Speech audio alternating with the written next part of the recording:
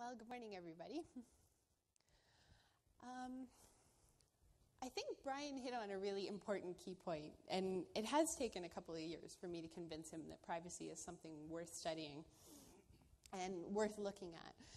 And I think the easiest way that I've done that is to go through and talk about all the people who claim that privacy is dead. So I'll give you a bit of a preview of that as soon as my slides come up here. Do I need to?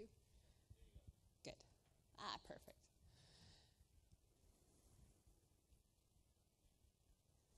So in the talk today, what I want to address first and foremost is a bit of human history, and I promise I'll keep it really brief for those of you who aren't historians and avidly interested in this stuff. I also want to talk a little bit about the digital trail that we all leave behind. And then I'm going to make the linkage to security and tell you a bit about why I think this is actually all security's fault. The important part is probably the attempts that we've taken, respectively, in the privacy and security community to try and resolve this problem, and then the potential possibilities about where we're headed for the future. And I'll conclude with some thoughts on where I think we're going. You might recognize some of these people. The first is Mark Zuckerberg, the CEO of Facebook. Scott McNealy, of course, who everyone knows, and Eric Schmidt. You may not know the last fellow. That's John Aristotle Phillips. Mr. Phillips gained experience during political campaigns with privacy. He obtained voter lists and data mined them and went out and got other information that's publicly available in the United States, like gun ownership, church membership, donations, political affiliations, and he pulled all this information together and began selling these specific targeted data mining lists to parties so that they could micro-target in elections. The interesting thing about all of these people, aside from the fact that they all actively claim the death of privacy, is that they, of course, all have a direct financial benefit from the death of privacy, which I think is what makes it more difficult to take them seriously. Whenever you're talking about somebody who has a direct financial benefit, something to gain, I think you have to stop and question exactly what they're advocating for. It's not just the death of privacy that's the problem. There's also this privacy as an anomaly point of view. And in this case, I'd like to introduce you to Thomas Malone. He's the founder of the MIT Center for Collective Intelligence, which we'll talk a little bit more about later. And he teaches information management classes on how to use IT techniques to mine for data. And his quote, interestingly, wasn't about the death of privacy, but rather he said, for most of human history, people have lived in small tribes where everything they did was known by everyone they lived with. He thinks privacy is an anomaly based on this historical analysis. I always find it interesting when people who aren't in history talk about history.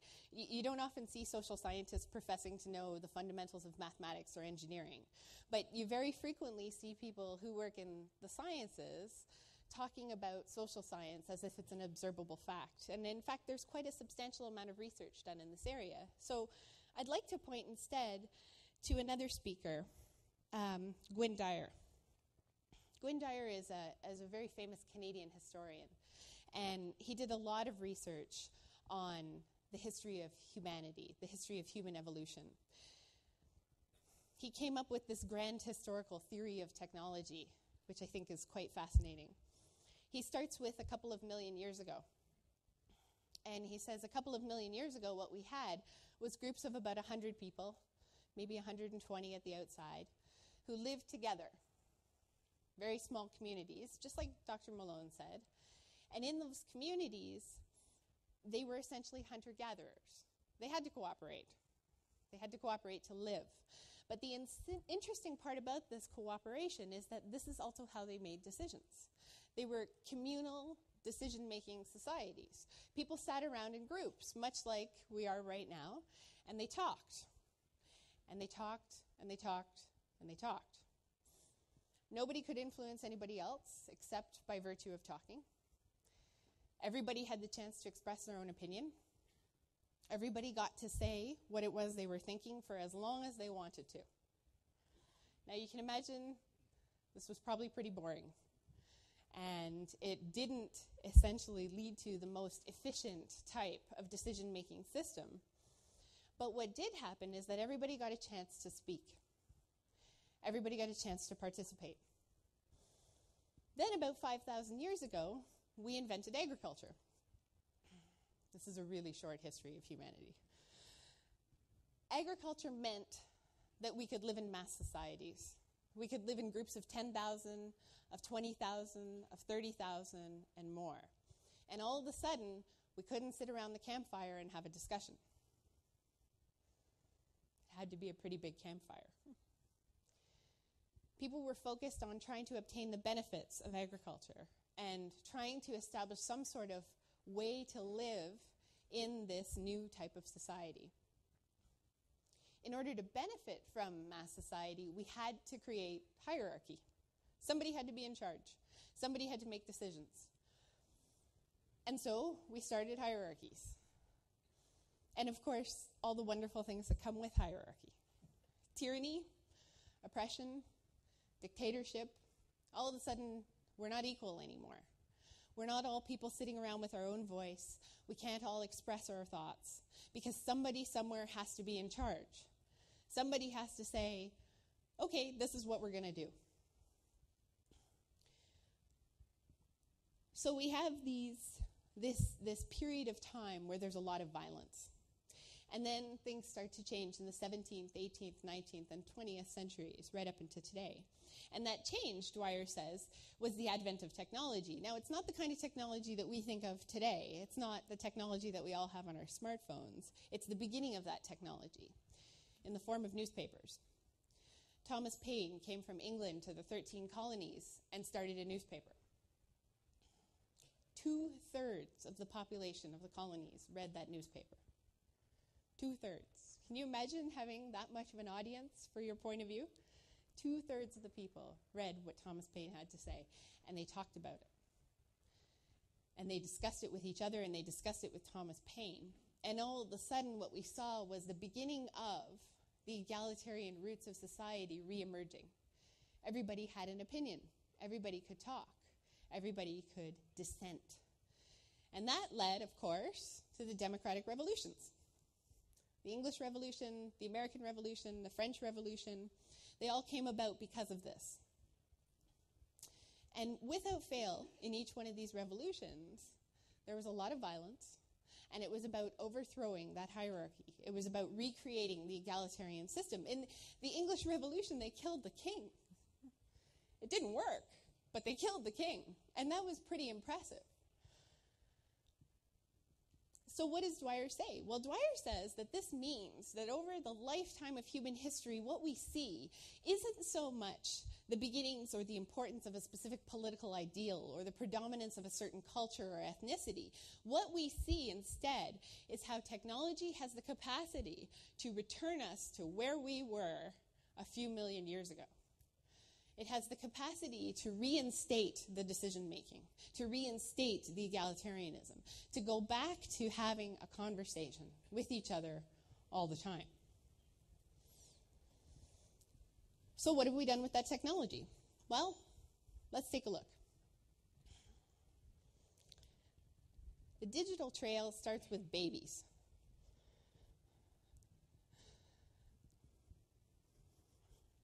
For those of you that don't know, this particular picture is a sonogram. And there's some interesting statistics that go along with babies. First of all, 81% of children under the age of 2 years have some sort of online profile. Why a toddler needs a Facebook site is beyond me. In the United States, 92% of children have some kind of online presence before they hit the age of 2. In Canada, 34% of mothers reported putting their prenatal scans on the web. So before the kid is even born, he's online. 7% of babies have an email address. And 5% of toddlers have a social networking profile.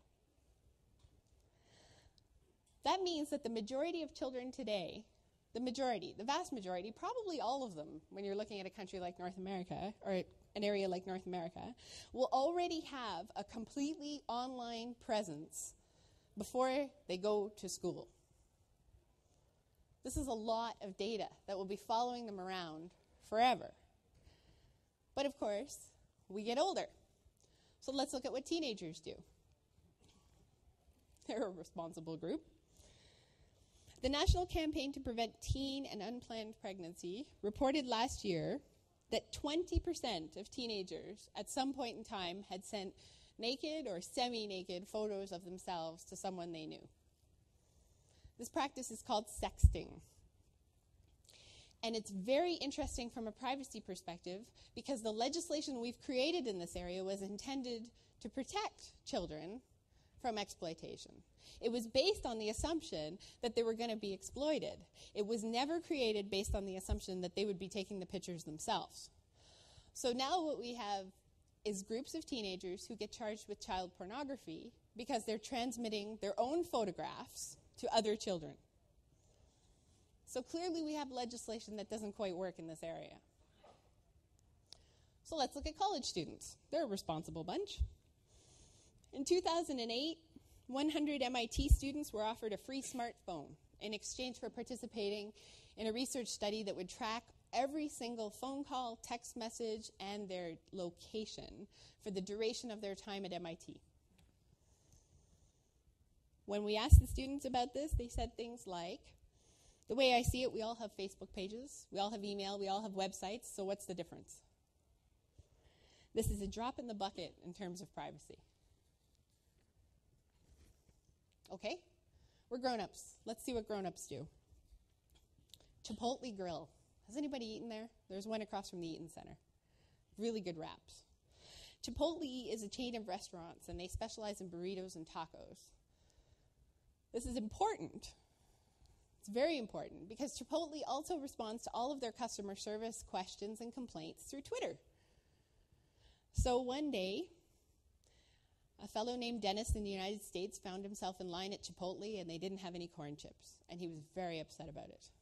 So he tweeted, and in 2 minutes, the head office at Chipotle had received his tweet, called the store manager, and arranged for him to have a free burrito. Really responsive customer service, right? Gordon Elliott is a famous chef. He uses Twitter to allow his customers to pick what music they want to listen to in the restaurant when they come to eat there. He calls it the democratization of fine dining. But these tools and these technologies have become so embedded in our society that we don't even have time for the sober second thought that used to exist before we communicated our every thought. This is a Facebook screenshot where one colleague who clearly is intending to send a private message to someone else has accidentally posted it on their wall, essentially proclaiming themselves to be the whistleblower in their office on an IRS tax scheme. The comments are probably the most interesting part. One person writes back almost immediately and says, you may want to delete this because everybody can read it, and send it as a private message instead. Somebody else writes back and says, do you know that you're online? This will exist forever now. It's the functionality of the tool that used to drive us.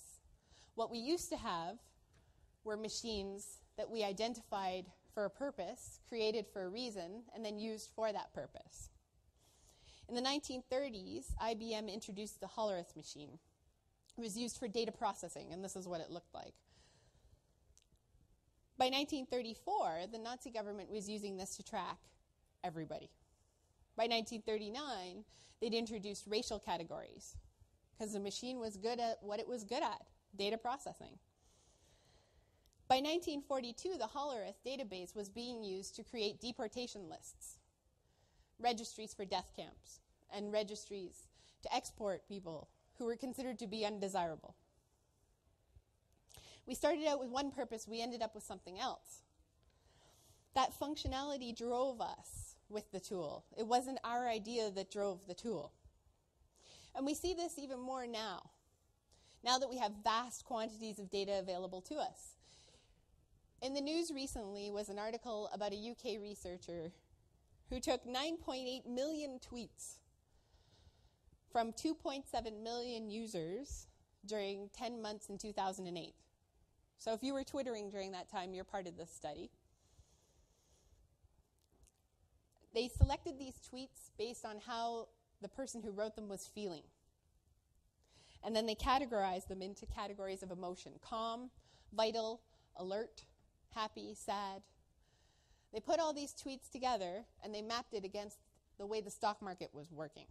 And what they found with an 87.6% accuracy is that Twitter could predict within 3 days how the stock market was going to perform.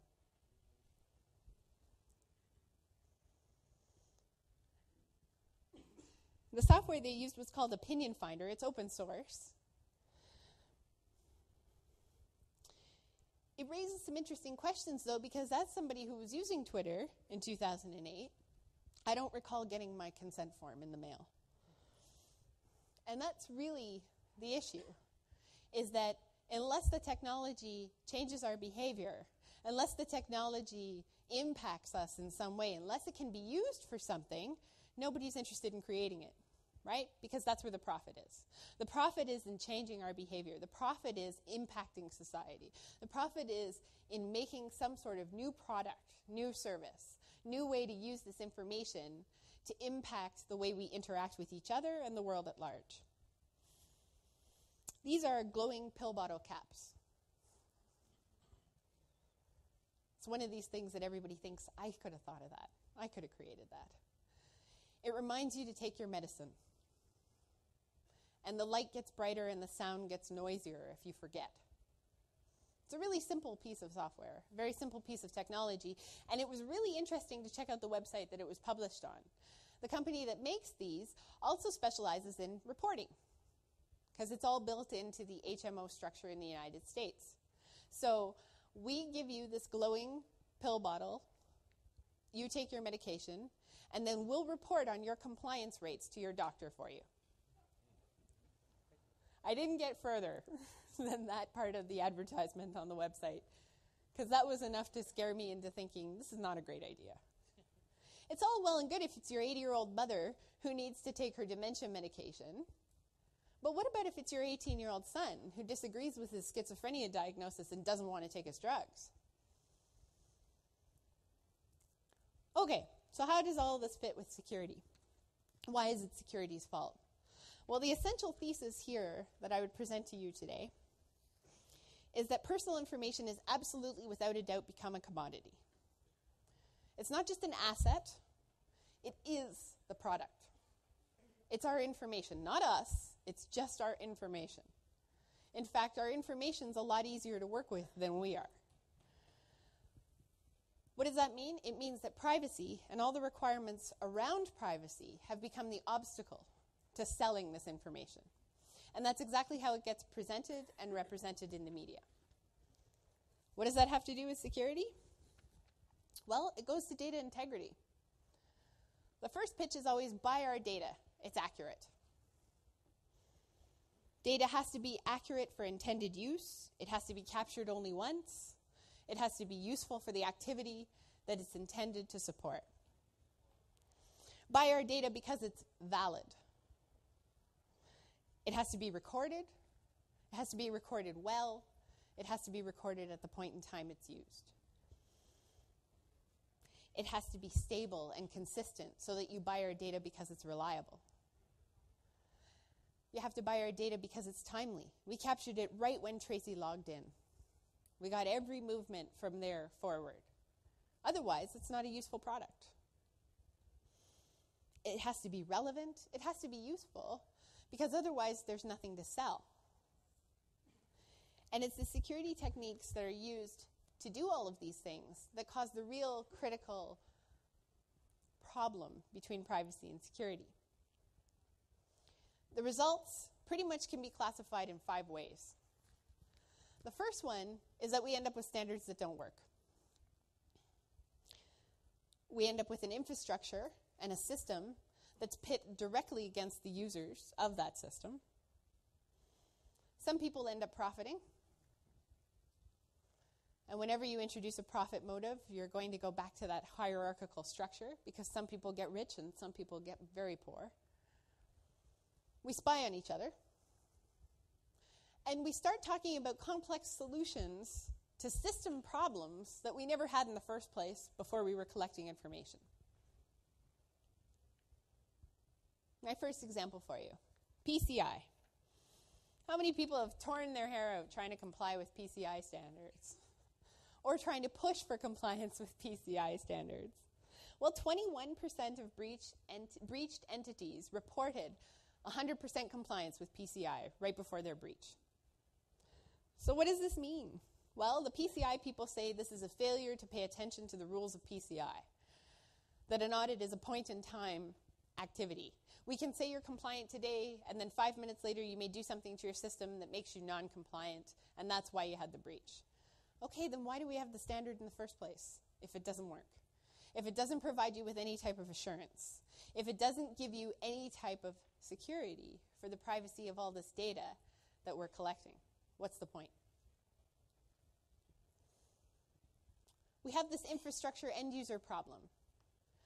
And this is one of my favorites right now. We create an infrastructure, a consolidated infrastructure, and we tell everybody to use it. We tell them to put their data in it. We tell them it's secure, it's robust, it's got all the protections in place that it needs to have. And the idea behind it is you comply with the rules of the system, and we can provide you with some sort of assurance about that system and the way it works. This is how government manages our data. The problem is when there's a breach. It's much easier to turn to the person who researched and collected the information, who put it in the system, and say, you didn't do this properly, you didn't do this securely, you didn't do this in the right way. The infrastructure didn't fail, you didn't use it properly. You didn't follow the rules. Okay, well then why do we have them all in the first place? Either we're going to embed them and make the system secure without having to have the end user have the ability to mess it up, or we're going to let the end user go off and do it on their own. If we have those disparate data sets lying around in different databases, it may be a total headache for people who administer systems, but it may be a lot safer from a privacy perspective.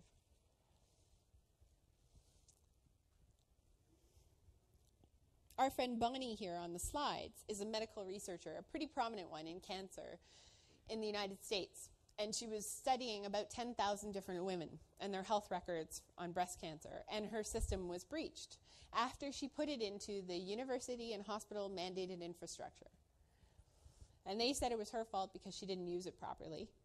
And they demoted her, and they gave her a pay cut, and now she's being subject to all sorts of civil litigation from the people whose information was lost. But if we've created this infrastructure and mandated everybody to use it, we can't then blame them when it doesn't work. Example number 3. There's become a really, really interesting new market, and this market is one of feelings. And it goes back to the idea of collective intelligence. The problem is, of course, there's too much data for human beings to get through. And there's a lot of data. If you think about how long the internet's been around and how long people have been blogging and emailing and writing web pages, that's a hell of a lot of data. It's a social scientist's dream to have that much psychological data on someone. And they go through and they look at this data and they try to come up with ways to manage it, to mine information from it, to look at ways we can use it to predict things. But first and foremost, it gets applied to brands, brand management, like Chipotle. The challenge for these brands is to try and predict the future. What are people going to think of a certain product? What are they going to think of a certain service? What are they going to think of a certain tool? Brands don't become great by monitoring the past, says the vice president of Coca-Cola. Sense Networks found this out really early in 2006 using collective intelligence. The first thing they discovered was that people who worked in the city's financial district would tend to go to work early when the market was booming, but later when the market was down. They noticed that middle-income people, as determined by zip code where the taxi cab picked you up, tended to order cabs more often just before there was a downturn in the market. Now, who cares, right? Who cares about any of this? Why does it matter? Well, I'll tell you who cares. Cab companies care. Oil and gas companies care. Hell, the people who make toothpaste care. The people who sell us products and services for everyday life care because they make money knowing us better, knowing where they can inject each of those product determinations into our lives. Real estate agents care. Where the middle income people live. How do you target them? How do you get them to sell things? Example number 4. We tell on each other. We become civilian spies. Anyone who owns a laptop computer right now can fight crime from the safety of their home and win cash. This service works by registering people to watch CCTV cameras from the comfort of their own home. Now, 3 guesses as to where this is happening.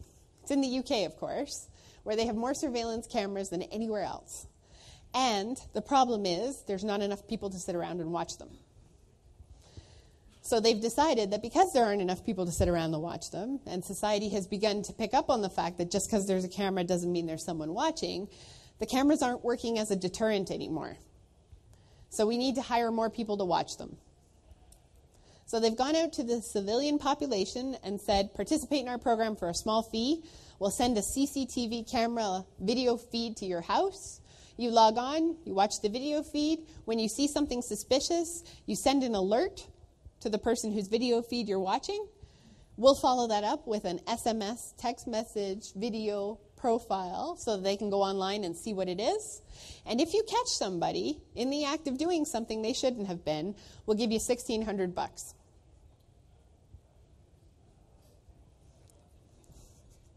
That's a great part-time job, really. Sit at home all day and watch CCTV video feeds. They talk about the privacy protections as being, number 1, you don't get to pick which video feed you get to see. And number 2, they try not to give people the video feeds of their own neighborhood.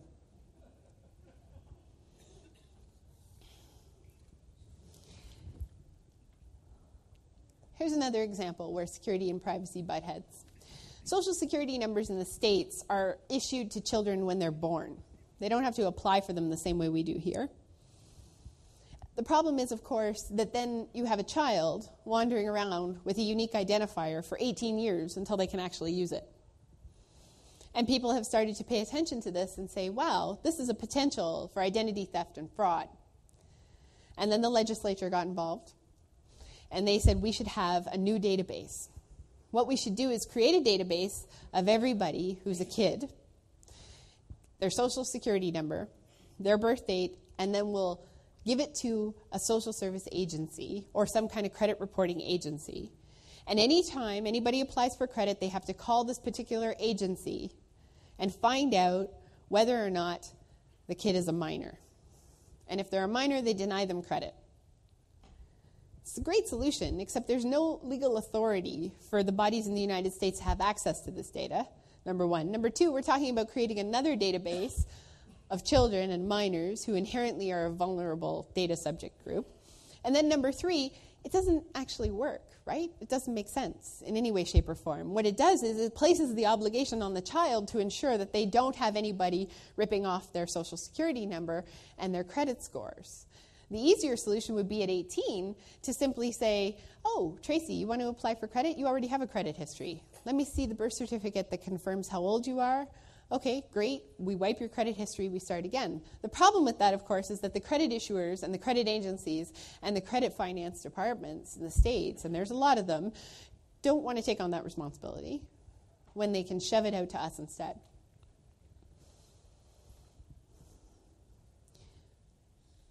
What ends up happening when we start throwing profit into the equation is that security and privacy become at odds because security becomes about focusing on the data collection, data protection techniques. Privacy happens earlier.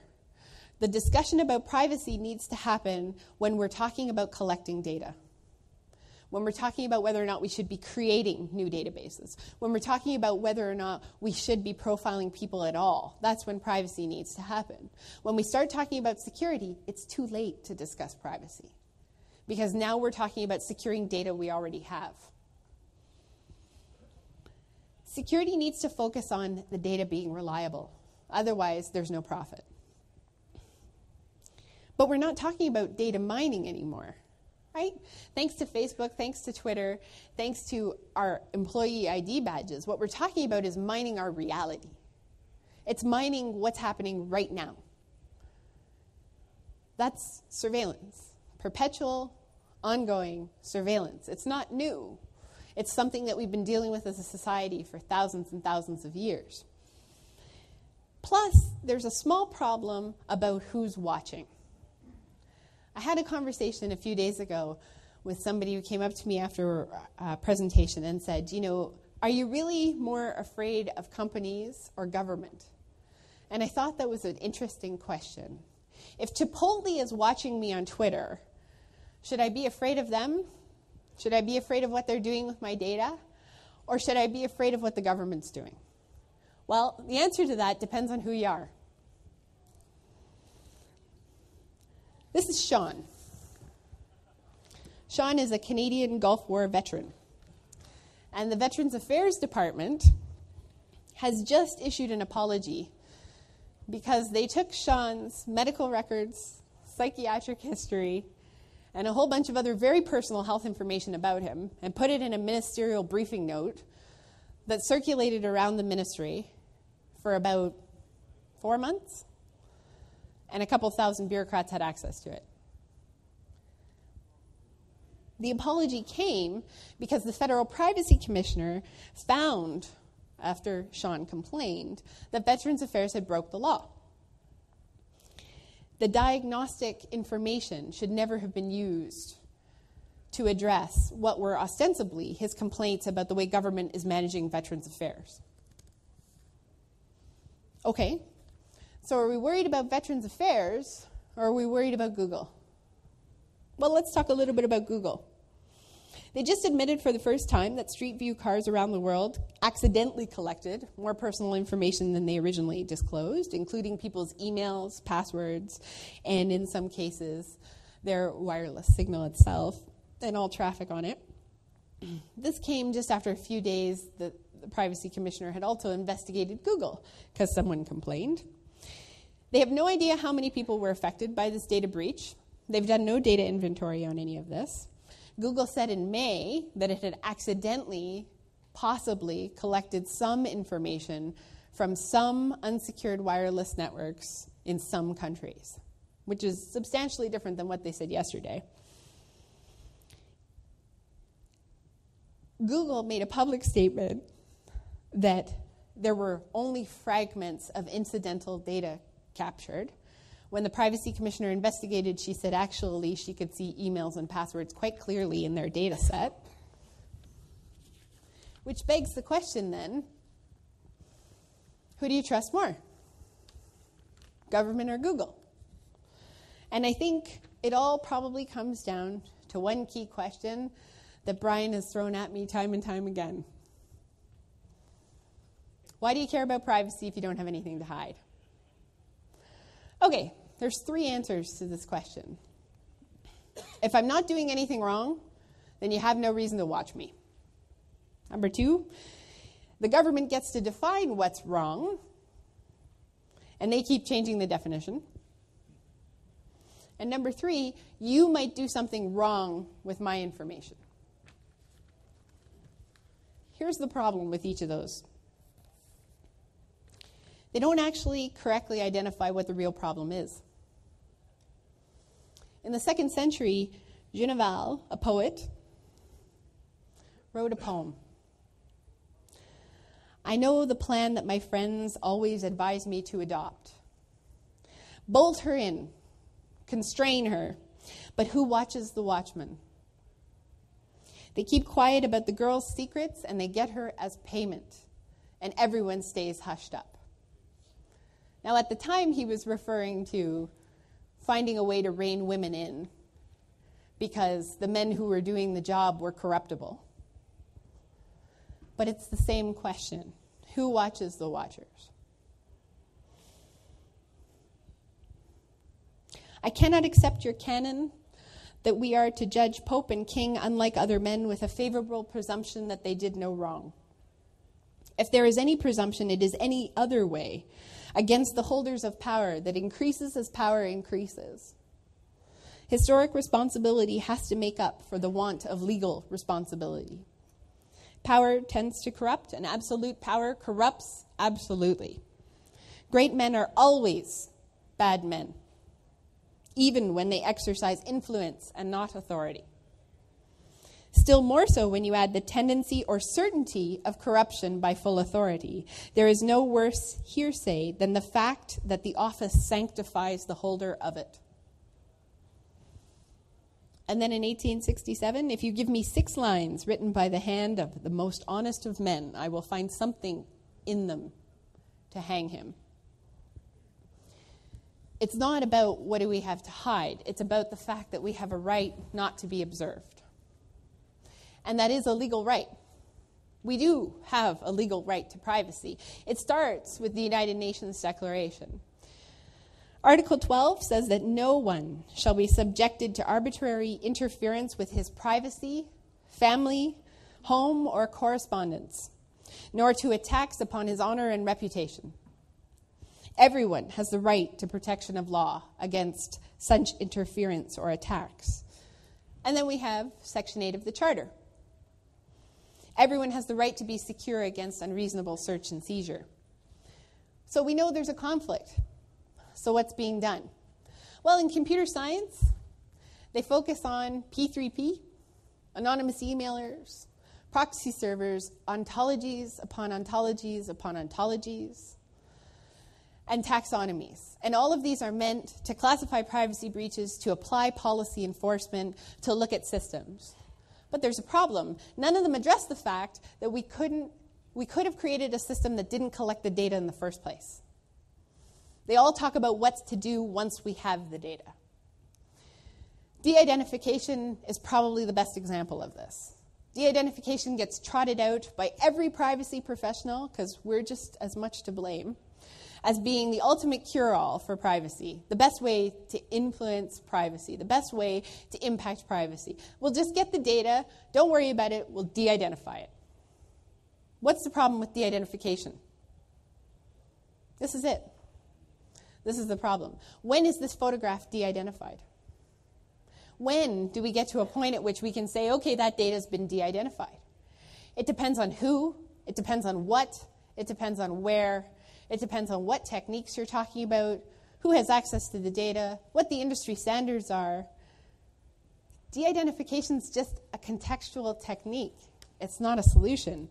But it's not like the behavioral scientists have done a better job. We started in 1977 with cost-benefit analysis that presumed that people make rational decisions about privacy. Here's how a rational decision about privacy would work. I log on to Facebook and I say, I'm really frustrated today. I had a bad day at work.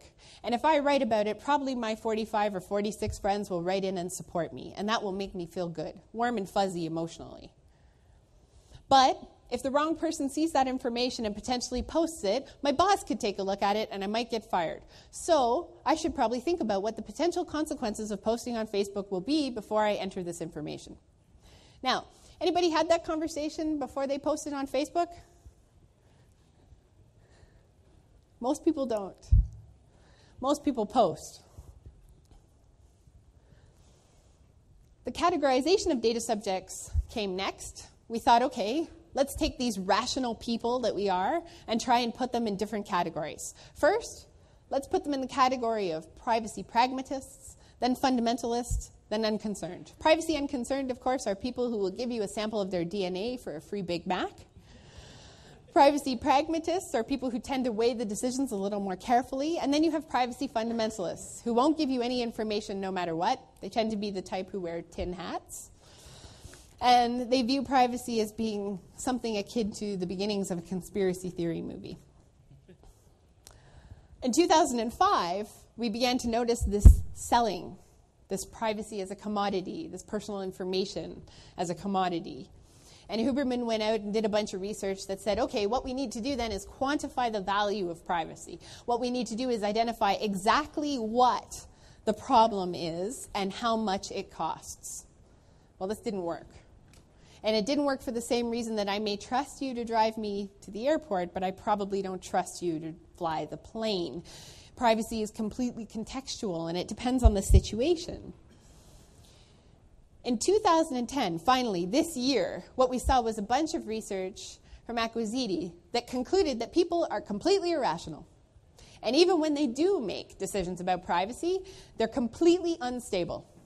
My privacy decisions today are going to be completely different than they are tomorrow, and they're going to be 100% contextual. In other words, there's no real way to predict what it is people are going to do about privacy.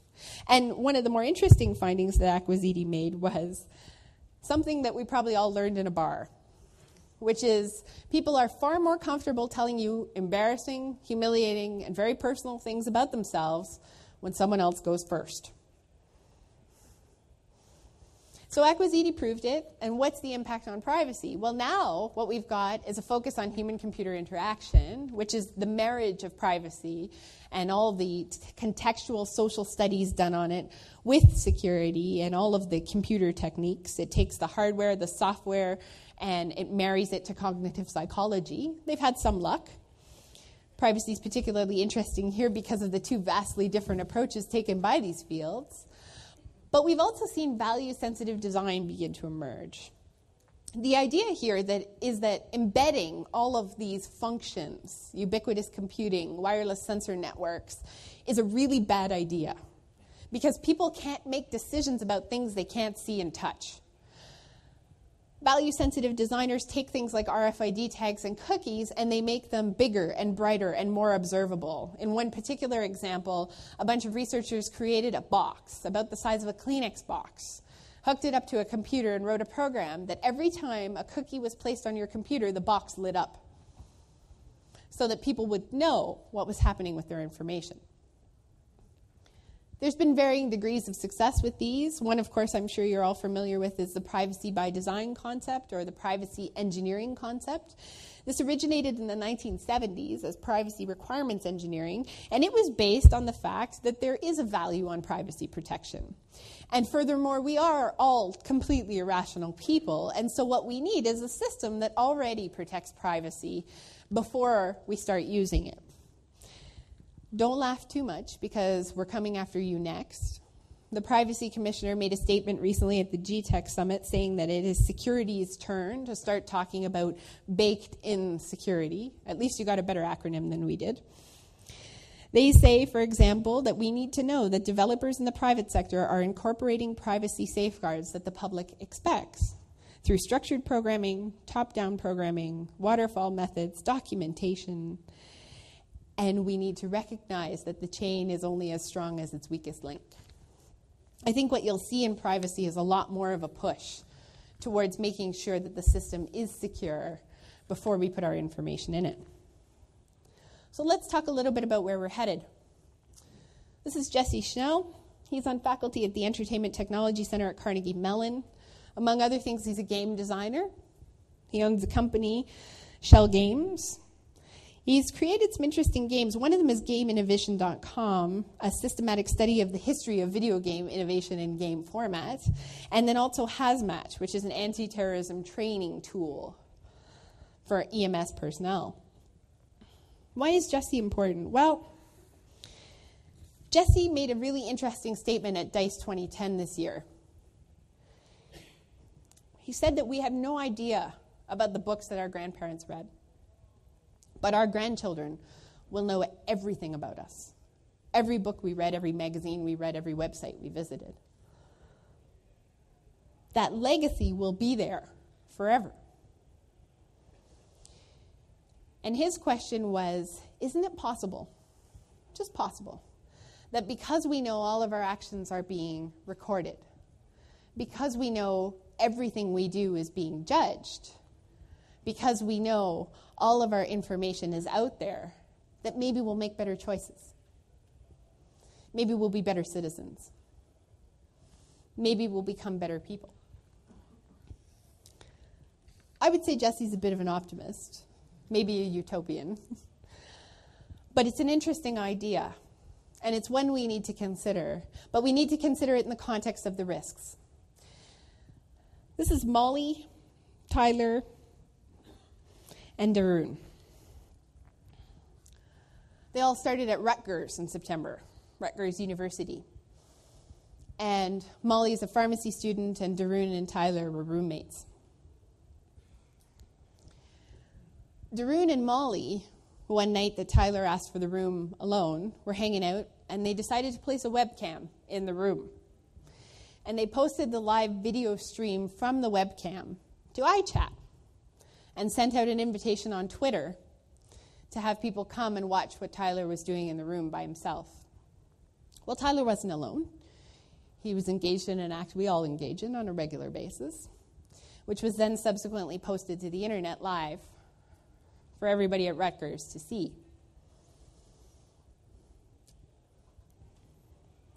Tyler committed suicide after the video feed was out. This is what a privacy invasion looks like. We talk a lot about lost data. We talk a lot about lost records. We talk a lot about de-identification, issues in court, information that becomes introduced into evidence that shouldn't have been. But this is what a privacy invasion looks like. It looks like a Twitter feed inviting somebody to iChat to view someone's very personal and intimate moments. And then Tyler used Facebook to announce his intentions. When we think about where we're headed, we need to think about what the potential risks are. The technology has the ability to change our society. That hasn't changed since 1640 in the English Revolution when we killed the king. But the difference is there's a lot more at stake now.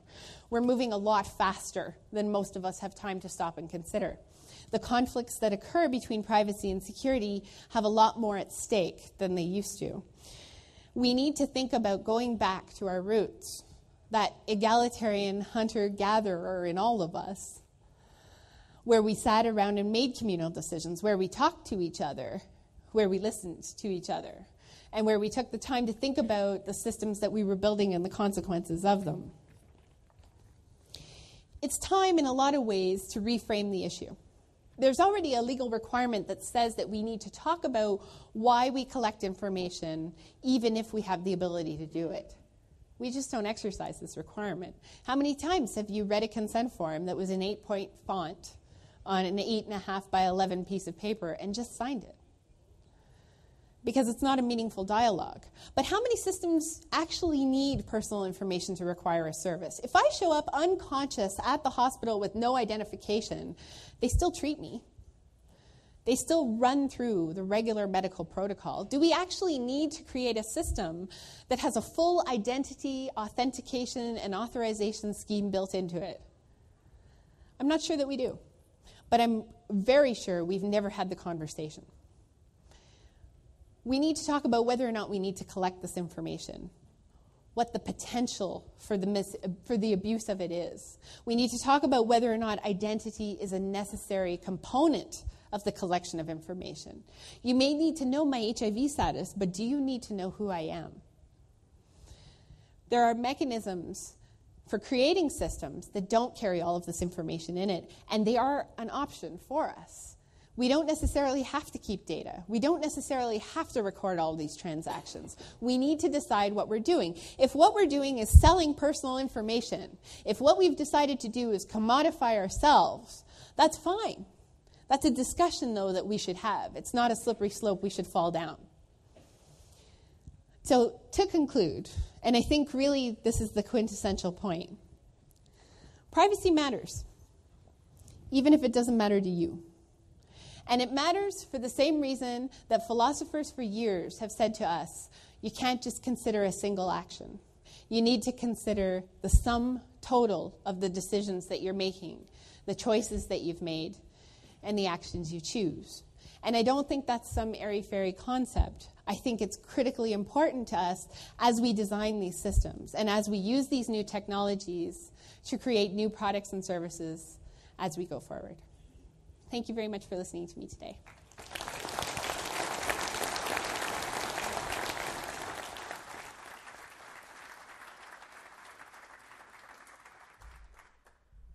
Thank you, Tracy. I was hoping we could take a few questions, but we're running into break, so I think it's just about to start. No, you're right, exactly on time.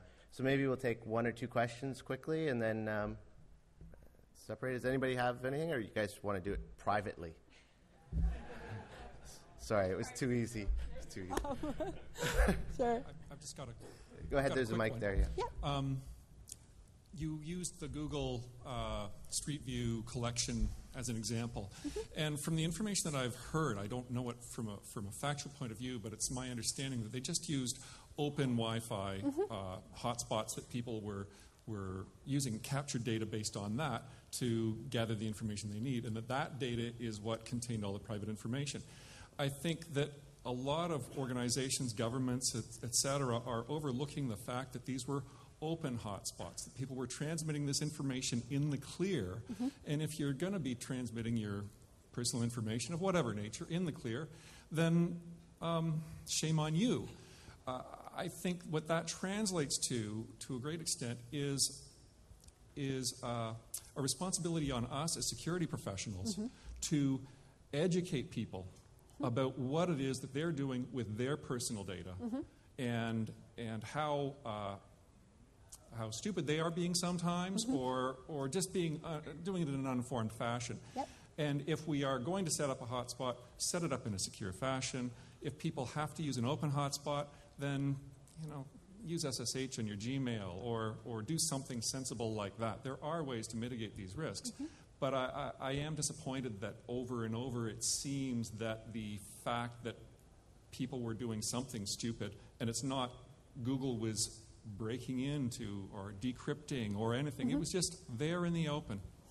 I don't know if you have any comment on that. Two, probably. I think the first thing that I would say is I think it's admirable of you to take on behalf of everyone, the challenge of educating everybody about IT security. The problem that I have, though, is that I think however topical your argument is, and certainly there has begun to be some news coverage of that exact point of view, is it's your risk, you took it. I would still argue that probably a good chunk of the population has no concept how systems work, let alone how Wi-Fi works. And I'm not sure that we need to educate them so much as we need to change the way the system works instead. If people have difficulty grasping the concept because it's too complex, I think we need to turn to the system to change as opposed to the people to change. I think the system needs to suit us, not us adapt to it. But I tend to be a bit more fundamentalist in that regard, so I'm prepared for that to be an unpopular opinion. Any other questions? Yeah. Hi, Tracy. I've got two. The first one is to the mediator. I wonder if the email slide could go up, please. The email slide. Can we do that? Can we pop up the other slide? The one with? The one with your email address. Oh, with my email address on it. Sure. Went by a little quick. The other question is, in your travels and information gathering, statistical analysis and things like that, have you encountered anything like, where I'm coming from is with fraud behavioral analysis, and as it gets more and more, the organized crime groups are getting further and further into the data mining that goes into profiling behavior. Is there a statistical crossover that you've encountered that predicts, in 5, 6 years, 10 years, 15 years, that it will be impossible to actually identify a person? Oh, no. In fact, most of the research suggests the contrary, that the more data that's out there, the easier it'll be to identify. Now, I haven't looked at it specifically from the fraud and investigative standpoint, but what I have looked at is most of the research coming out of MIT and the Collective Intelligence Center, as well as CMU's Privacy and SOUPS labs. And what they've done is prove that pretty much any smart kid with a calculator can come up with an algorithm that will, to a certain probability, positively identify people. So there's more and more statistics on that as more and more massive amounts of data come together. And a lot of that is circumventing sort of the actions we're seeing from college students and teenagers about creating dual profiles so that they have one for their friends and one for their family and one for the college recruiters. And they still find a way to manage to link all of those together, just largely based on the volume of data that's available. So if you'd like some of that information, I'd be happy to send it to you. Okay, that'd be good. Yeah. Thank you. Okay. Do we have time for another one, Brian? We can take one more. Anything else? Anybody else? Or everybody else's questions are private? All right. Well, thank you very much, and I look forward to talking to you.